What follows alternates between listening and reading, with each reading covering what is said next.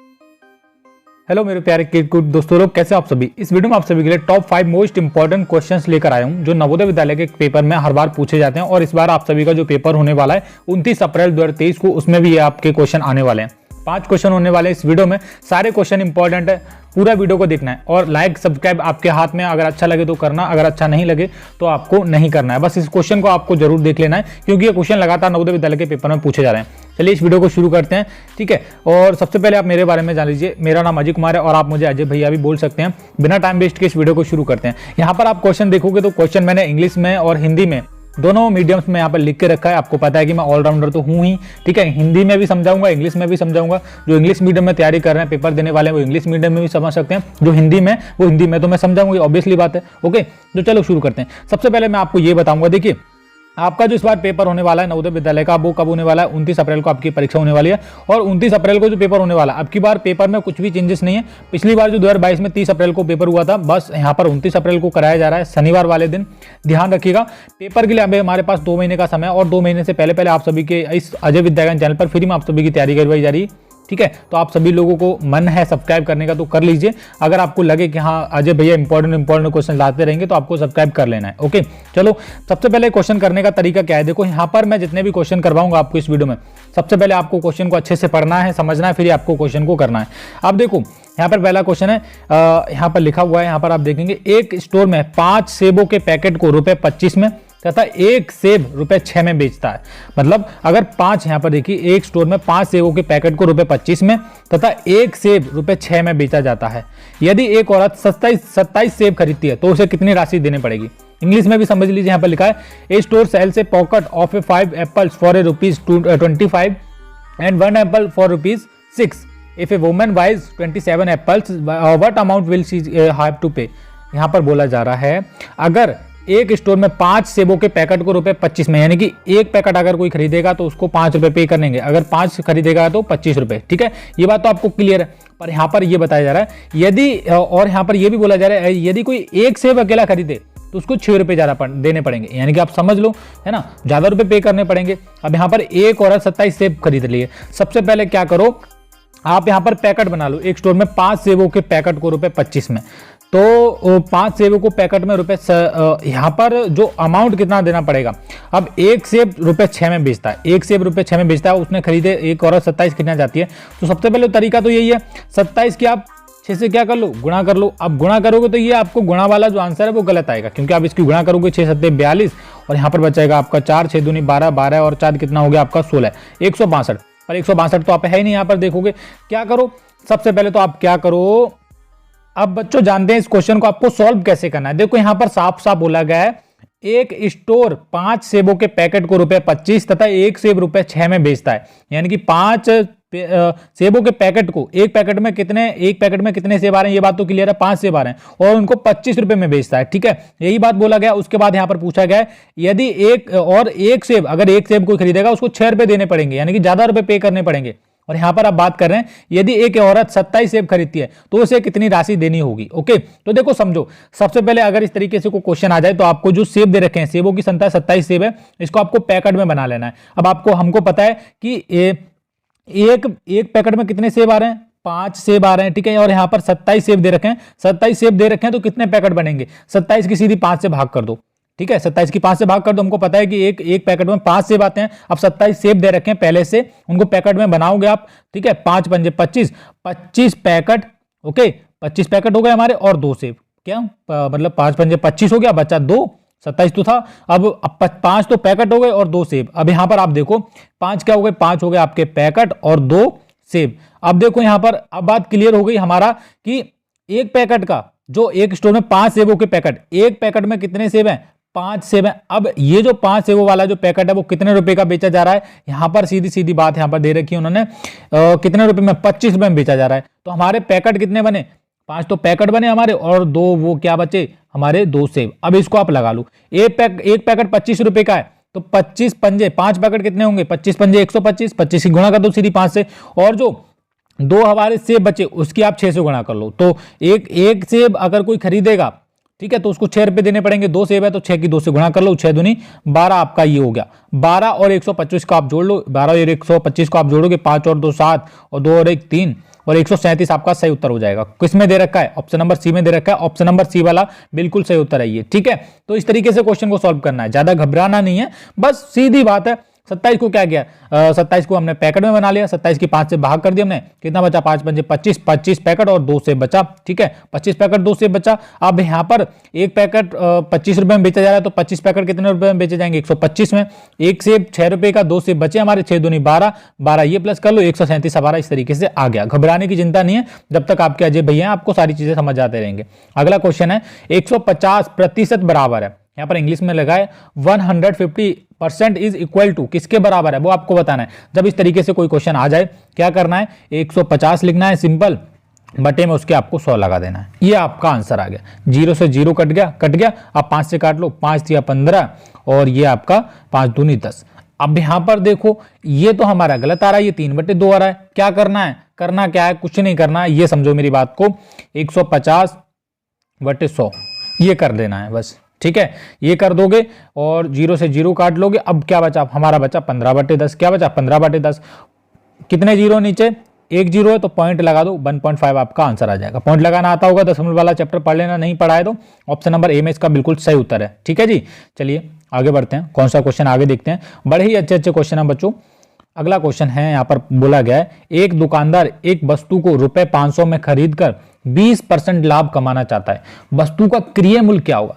जब इस तरीके से क्वेश्चन आए तो आपको क्या करना है, मैं इंग्लिश में भी बोल देता हूं। A shopkeeper wants to make a profit of 20% by buying an article for 500, the selling price of the article will be कितना होगा, ठीक है। वो पूछा क्या है, अब देखो एक दुकानदार क्या है, एक दुकानदार एक वस्तु को रुपए 500 में खरीद कर 20% लाभ कमाना चाहता है। अब तो आप सपोज करो कि आपने एक साइकिल 500 रुपए में खरीदी, आप उसको 20% लाभ पर बेचना चाहते हो, तो आपका जो बेचोगे तो आपको कितना अमाउंट उसके बदले में मिलेगा वो आपको पता करना है, ठीक है।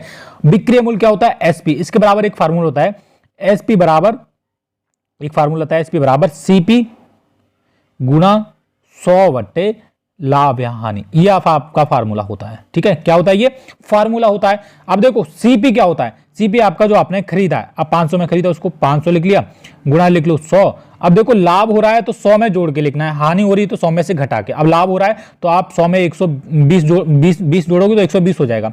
अब यहां पर क्या करो, आप क्या करो भैया जी, इसको काट लो, ठीक है।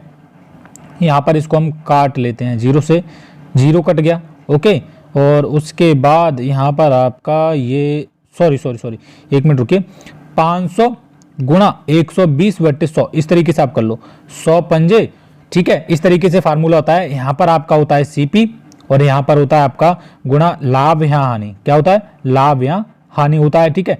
और बटे में आपके 100 होते हैं, ये फार्मूला होता है। और सीपी कितना है हमारा 500 लगा लिया, और लाभ हो रहा है तो 120, 100 में जोड़ के लिखेंगे और बटे में 100 आपका, ठीक है। 100 पंजे 500, अब 120 की 5 से गुणा कर लो, 120 गुणा 5, ठीक है। 5 का 5 0, 12 पंजे 60, ओके। तो कितने की वस्तु वो मतलब बेचेगा, 600 रुपए की वो वस्तु बेचेगा। और उसको प्रॉफिट कितना होगा, प्रॉफिट पूछ लिया जाता तो 100 रुपए का प्रॉफिट होगा। 100 में से सीधा 500 घटा दो। अब देखो यहाँ पर एक बात तो क्लियर है कि उसको फायदा कितने रुपए का हुआ, उसने 500 रुपए की तो क्या की, खरीदी थी, बेची कितने की, 600 रुपए की, फायदा कितने का हुआ, 100 रुपए का हुआ था। पर इन्होंने जो बेची है वो मूल्य पूछा है, तो वो बेचने वाला मूल्य कितना है, 600 रुपए। ऑप्शन नंबर बी में दे रखा है, बिल्कुल ऑप्शन नंबर बी वाला बिल्कुल सही उत्तर है, ओके जी। चलो आगे हम बात करते हैं। देखो अगला जो क्वेश्चन है ना, बड़ा ही एक आपने पहली बार देखा होगा मेरे ख्याल से इस क्वेश्चन, जो बच्चे नवोदय की तैयारी कर रहे हैं मेरे चैनल से, उनको तो पता होगा, मैं इस तरीके से क्वेश्चन करवाता रहता हूं। देखो बच्चों, ये क्वेश्चन इस बार 100% चांसेस है कि नवोदय विद्यालय के पेपर में आए, 100%। प्लीज इस वीडियो को पूरा देख लेना। इसलिए यहां पर बोला है 5 क्रमागत संख्याओं का योग 20 है, प्रथम 3 क्रमागत संख्याओं का योग कितना है। द सम ऑफ 5, यहां पर इंग्लिश में भी देख लीजिए, the sum of 5 consecutive numbers in 20, what is the sum of first 3 consecutive numbers, ठीक है। तो प्रथम जो 3, अब देखो क्रमागत संख्याओं का योग क्या है। मान लो मैं 5 क्रमागत संख्या लिख रहा हूं, जैसे 1 से शुरू करता हूं, 1 2 3 4 5, जो लगातार क्रमागत संख्या चलती हैं वही क्रमागत संख्याएं होती हैं। अब यहां पर बोला गया है 5 क्रमागत संख्याओं का योग 20 है, अब देखो हमको पता नहीं कि वो क्रमागत वो संख्या कौन सी है। अब कुछ संख्याएं हैं 5, उनका योग कितना है 20 है। अब ये जो आपको सवाल है वो दिमाग से ही करना पड़ेगा। अब यहाँ पर नंबर छोटा दे रखा है 20, अगर 100 दे रखा होता तो आपको थोड़ा टाइम लगता है। यहाँ पर 20 दे रखा है तो 5 ऐसी संख्याएं देखो जिनको जोड़ के आपका 20 बन रहा है। तो हम शुरू कहां से करते हैं, हम 3 से शुरू करते हैं। 3 लिख लिया, 3 + 4 लिख लिया, 4 के बाद 5 लिख लिया। क्रमागत संख्याओं का मतलब होता है लगातार चलती रहती हैं। तो यहाँ पर हमको 5 संख्या लिखनी है। 6 लिख लिया, फिर लिख लिया हमने 7। अब 5 संख्या हो गई, तो अब इनको आप जोड़ो। 3 और 4 7, 7 और 5 12, 12 और 6 ये आपका 18 हो गया। ये तो ज्यादा हो गया, होना कितना चाहिए 20। तो हम इससे कम कर लेते हैं। हम शुरुआत करते हैं 2 से। 2 में 3 जोड़ना है, फिर 4 जोड़ना है, फिर 5 जोड़ना है और फिर 6। अब इनको जोड़ के देख लेते हैं। 5 संख्या होनी है, उनका योग कितना 20 होना चाहिए। ठीक है, तो इनको जोड़ते हैं। 2 और 3 5, 5 और 4 9, 9 5 14 और 14 और 6 20। ठीक है, तो वो संख्या कौन सी हो गई, एक तो 2 हो गई, एक 3 हो गई, एक 4 हो गई, एक 5। देखो 2 3 4 5 6, ये 5 संख्या, इनका योग कितना है 20 है। तो यहां पर प्रथम 5 क्रमागत संख्याएं हैं। ठीक है, इनका योग कितना है 20। अब इन्होंने पूछा गया प्रथम 3 क्रमागत संख्याओं का योग क्या है, यानी कि इनका पूछा है 4 3 2। प्रथम तो यही है 3, एक 2 हो गया, एक 3 हो गया, एक 4 हो गया। जब 2 3 4 को आप जोड़ोगे, 2 + 3 + 4 आप जोड़ोगे, 2 और 3 5, 5 और 4 9। आपका प्रथम 3 क्रमागत संख्याओं का योग कितना होगा 9। अगर ये आगे ऐसे पूछ लेते थे कि उनका अंतर कितना होगा, तो 20 में से आप 9 घटा देते, 11 आपका सही उत्तर होता। पर उन्होंने ये पूछा है प्रथम 3 क्रमागत संख्याओं का योग कितना होगा, तो आपका ये 9 ऑप्शन नंबर सी वाला बिल्कुल सही उत्तर हो जाएगा। ओके बच्चों, अगर वीडियो अच्छा लग रहा हो तो प्लीज आप लाइक कर सकते हो, आपकी मर्जी है। ठीक है, आपके हाथ में है सब कुछ, मैं तो कुछ आपको फोर्स कर नहीं सकता। और ये हमारा इस वीडियो का लास्ट क्वेश्चन है। ठीक है, और मैं आपको बता दूं ये जो 29 अप्रैल को पेपर होने वाला है, उस पेपर के हम आग लगाने वाले हैं, एकदम बढ़िया तरीके से तैयारी करने वाले हैं। बस आप सभी लोगों का थोड़ा सपोर्ट चाहिए। डेली हमारे चैनल पर 6 बजे वीडियो आने वाले हैं इस तरीके के, आपको बस देखते रहना है। ठीक है, हर दिन तैयारी करते रहना है। इस क्वेश्चन को देखते हैं। कह रहे हैं एक वस्तु को ₹600 में खरीदने पर एक दुकानदार को 20% का लाभ हुआ। वस्तु का ज्ञात गुण ज्ञात कीजिए। अब यहां पर क्या लिखा है, by selling N article for ₹600 A shopkeeper made a profit of ₹20। मान लो एक दुकानदार था, उसने किसी वस्तु को 600 रुपए में बेचा और 20% का लाभ हुआ। ठीक है, तो वस्तु का जो उन्होंने बेचा है, ठीक है, मतलब जो सीपी है वो ज्ञात करो। ओके, तो क्या करोगे, यहां पर सीपी बराबर एक फार्मूला होता है, सीपी बराबर एसपी गुणा 100 बट्टे लाभ यहाँ है, यानी कि 6, जब इस तरीके से क्वेश्चन आ जाए तो क्या करना है, 600 गुणा 100 बट्टे लाभ या हानि। अब मैंने बोला लाभ होता है तो आपको 100 में जोड़कर लिखना है, अगर हानि होती है 100 में से माइनस करके। तो यहाँ पर लाभ हुआ है तो 100 में आप 20 जोड़ोगे, कितना हो जाएगा 120 हो जाएगा। ठीक है, अब 120 हो गया, 120 इस तरीके से आप इसको सॉल्व करोगे तो 0 से 0 आपका कट हो जाएगा ये वाला। ठीक है, उसके बाद आप ये किससे कट जाएगी संख्या, ये 3 से कट जाएगी, 3 चौके 12 और 3 दूनी 6, ऊपर 20 आ जाएगा। ठीक है, अब 4 से फिर कट जाएगी, 4 पंजे 20, हमारा बचा कितना, अब इधर हमारा 100 बचा है और इधर हमारा 5 बचा है। अब आमने सामने है तो 5 गुणा 100 कर लो आप, 5 गुणा 100 करोगे तो कितना आएगा, देखिए अब 5 गुणा 100 हम करके देख लेते हैं। यहाँ पर आपको समझ आ रहा है मैं क्या कह रहा हूं, देखो क्या किया हमने, 600 लिखा यहाँ पर, जब इस तरीके से क्वेश्चन आ गया और यहाँ पर एक फार्मूला होता है सीपी बराबर एसपी। ठीक है, ये एसपी हो गया हमारा बिकते मूल्य गुणा 100 बट्टे लाभ या हानि। अगर लाभ हो रहा है तो 100 में जोड़ के लिखना है, हानि हो रही तो 100 में से माइनस। अब आप यहाँ पर सोच लो कि उसको 20% की हानि हुई थी तो यहाँ पर आप 80 लिखते नीचे, पर यहाँ पर लाभ हुआ है तो आपको 100 में जोड़ के लिखना है 120। जब आप इसको सॉल्व करोगे 0 से 0 कट जाएगा, 3 चौके 12, 3 दूनी 6 और 4 पंजे 20 और 100 की 500 गुणा करोगे 100 पंजे 500। ये आपका क्या है, ये 500 सीपी आया, क्या आया, कॉस्ट प्राइस। ठीक है, यानी कि 600 रुपए में तो जब 20%, अब देखो 500 पे हमको 20% का लाभ करना है, 500 पे 120 बटे 100 कर दो, ये देखो 100 पंजे 500 और 12 पंजे 60, ये आगे क्या ना 600, वही है, आपको तरीका आना चाहिए। ठीक है, अब हम पहले से पढ़ रखे हैं, हम भी आपकी तरह ही थे, स्टार्टिंग में हमको कुछ नहीं आता था, पर हम धीरे धीरे पढ़ना सीख गए, थोड़ा बहुत आने लगा है ना। और यहां पर इसका जो सही उत्तर हो जाएगा, यहां पर क्या हो जाएगा 500 आपका इसका सही उत्तर हो जाएगा। करने का तरीका सेम है, बस फार्मूला याद रखिए, यहां पर एसपी बराबर फार्मूला होता है, मैं आपको बता रहा हूं, एसपी बराबर सीपी गुणा 100 बट्टे लाभ या फिर हानि, आपकी जो भी होती है वो आपको लगाना होता है। तो यहां पर हमारा ये एसपी बराबर होता है फार्मूला और सीपी बराबर ये होता है, सीपी बराबर एसपी गुणा 100 बट्टे लाभ या हानि, ये आपका फार्मूला होता है। अब 20 वाले सवाल में ये वाला फार्मूला लगेगा। यहाँ पर एसपी था 600 गुणा 100, अगर लाभ हो रहा है तो 120 हमने जोड़ के लिखा, 0 से 0 कट गया, ये आपका 3 चौके 12, 3 दूनी 6 काट लिया, 4 पंजे 20 और 5 की 100 से गुणा कर दी, 500 आपका आंसर आ गया। इस तरीके से आपका क्वेश्चन सॉल्व हो गया। ऑप्शन नंबर बी इसका, सॉरी ऑप्शन नंबर बी वाला आपका इसका बिल्कुल सही उत्तर है। अब मेरी बात ध्यान से सुनो, हमारे चैनल पर, हमारे इसी चैनल पर मैं बात कर रहा हूँ, इसी चैनल पर हर रोज नवोदय विद्यालय क्लास 6 के मोस्ट इंपॉर्टेंट क्वेश्चंस आया करेंगे जो आपके नवोदय विद्यालय में आने वाला है।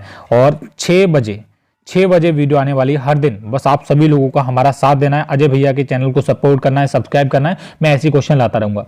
उम्मीद करता हूं आपको ये मेरा वीडियो अच्छा लगा होगा। अगर वीडियो अच्छा लगा है तो प्लीज वीडियो को लाइक कीजिए, चैनल को सब्सक्राइब कीजिए ऐसी और वीडियो देखने के लिए। तब तक के लिए बाय बाय, जय हिंद।